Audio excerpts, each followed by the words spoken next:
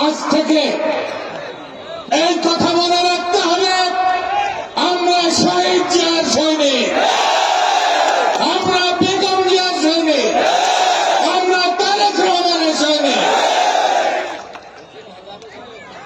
আমরা এক সৃষ্টিকর্তা ছাড়া কারোর কাছে মাথা নত করি না। অনেকেই অনেক কথা বলছে, বিএনপি নাকি এই করেছে, সে করেছে, কি করেছে।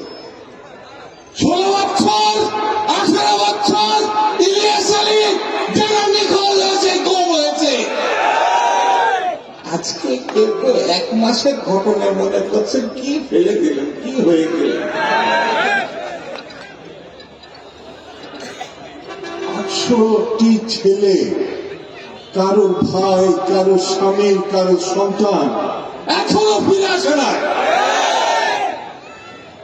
বিএনপি নিয়ে কথা বলে, দেশের জন্য যদি কেউ জীবন নিয়ে থাকে শহীদ জিয়া রহমান চার মধ্যে সর্বশ্রেষ্ঠ এবং সর্বাধিক এক। বেগম জিয়ার দিকে নজর যায় না? 6টি বছর বিনা চিকিৎসায় মৃত্যুর কাছে গেছে, কিন্তু আপোষের নেত্রী আপোষ করে না, তার দিকে চোখ যায় না।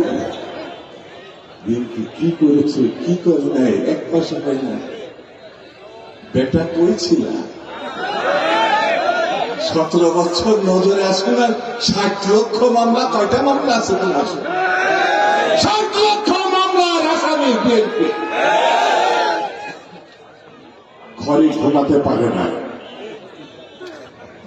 বনে বাদরে জমি নালে। এই পঞ্চগড়ের ছেলেটাই বাঁচার জন্য হয়তো ঢাকা শহরে রিক্সা চালিয়ে থাকে, ছাত্র ছিল। ঢাকা শহরে সে বাঁচার জন্য করে নাকি? সে বিএনপি, সে ছাত্র দলের, সে যুব দলের, কৃষক দলের, শ্রমিক দলের। আমার বোনটা একে একা তার সন্তান থেকে নিতে গেছে, স্বামীর দেখা পায় না, কিন্তু সে আপোষ করে নাই। সে তার সন্তানকে নিয়ে থেকেছে, কিন্তু স্বামীকে কখনো সে বকে নাই, মা তার সন্তানকে বকে নাই। এ কোনো এমনি এমনি আপনার বাংলাদেশ মুক্ত হয়ে গেল? কয়টা ছেলে নামলো, কয়টা। এতই যদি শক্তি, এতই যদি ক্ষমতা, ইলেকশনের বিরোধিতা করেন কেন? বিরোধিতা করেন কেন? পার্টি বানাবেন, ঘোষণা করবেন, সরকার সমর্থন দেবে, তারপরে বুঝে দেখবেন ইলেকশন করবেন কিনা। না, বিএনপিকে চিনেন না এখানে। হাসিনা 90 সালের গণঅভ্যুত্থানের পরে কলকাতা বিমানবন্দরে সাংবাদিকের প্রশ্নের জবাবে বলেছিল, সাংবাদিকরা জিজ্ঞেস করছিল বিএনপির খবর কি, বিএনপি কয়টা সিট হবে? হাসিনা পাত্তাই দেয় না, এটা পার্টি 10টার বেশি না। 91 সালে যখন ইলেকশন হলো, তার আগে কিন্তু আওয়ামী লীগ মন্ত্রী পরিষদে গঠন করে ফেলেছে, জিতবে তো গঠন। যেই রেজাল্ট, যেই ফলাফল প্রকাশ হয়েছে ইলেকশনে, চারিধারে শুধু বিএনপি আর বিএনপি, বিএনপি আর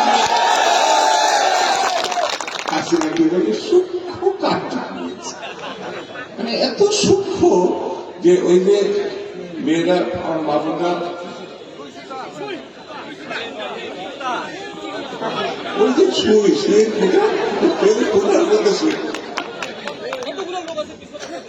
কত কায়দা কানুন করে ক্ষমতা দখল করে 17 বছর, 15 বছর, 18 বছর, 20 বছর। বাংলার মানুষ যখন জেগে উঠল, শহীদ জিয়ার মানুষ যখন জেগে উঠল, বেগম জিয়ার প্রতি যখন মানুষ সমর্থন দিল, আমি প্রায় সবাই বলতাম, আমি একটা দৌড়ের দিকে আমি একটু তাকি তাকি দেখতে চাই, সেই দৌড়টা হবে হাসিনার জন্য। হাসিনার দৌড়, আরে আল্লাহ, তার 48 ঘন্টা আগে বলেছে মুজিব কম না, কখনো পালায় না, বলছে না? জোরে বলেন, বলছে, জোরে বলেন।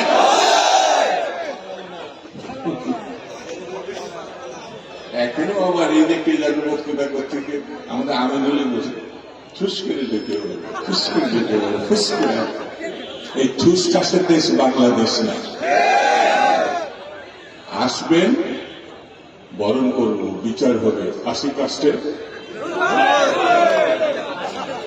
একটা দুটো মারেন না তো, হাজার হাজার গণহত্যা করেছে, গণহত্যা করেছে। একটা ব্যাংক নেই যেখানে টাকা আছে। এত বড় চোরাই পরিবার, একটা একটা মানুষ দেখেন তো, বাড়ির লোকও 400 কোটি টাকা চুরি করেছে। হাসিনার 2 ছেলে মেয়ে, সংসারও টেকে নাই।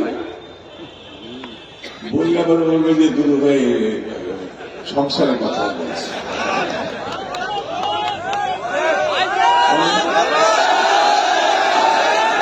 শেখ মুজিব 40,000 বিরোধী দল নেতা কর্মীকে লক্ষ্যমাত্রা হত্যা করেছে। কথা সত্য না মিথ্যা? একদল করেছিল। কথা সত্য না মিথ্যা? মৃত্যুর পরে কয়জন জানা যাইছিল? কয়জন?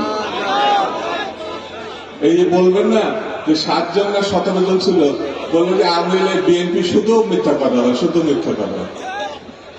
একটা লাখ সাবান পাওয়া যায় নাই, 500 দিয়েছে।